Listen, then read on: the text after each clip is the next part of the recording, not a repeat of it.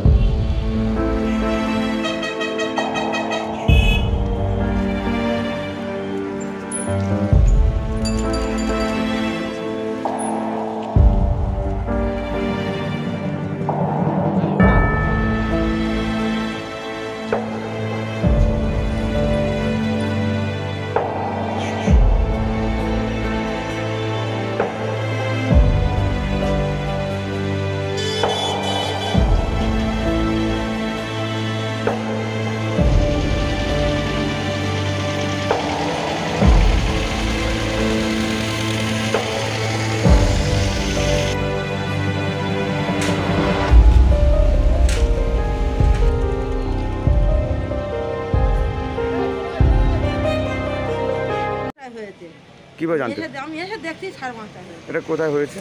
নিশিনপুর বাজার।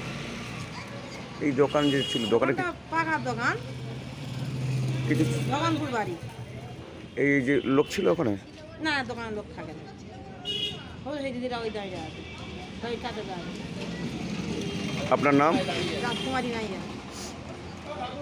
এটা হয়েছে একটা শৌচালয়ের কাছে একটা বাড়িতে, দোকান বাড়িতে ধাক্কা মেরেছে।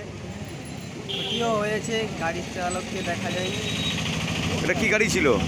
সিমেন্ট বোঝাই লরি ছিল, গাড়ি চালককে দেখা যাচ্ছে। ওই গাড়িটা কোথা থেকে আসছিল? ওটা কুলপি থেকে আসছিল। কোথায় যাচ্ছিল? কাপ দিকে যাচ্ছিল। তারপরে আমরা এসে দেখলাম যে এই অবস্থা, গাড়ি চালক পালিয়ে গেছে। কখন হয়েছে এটা জানেন?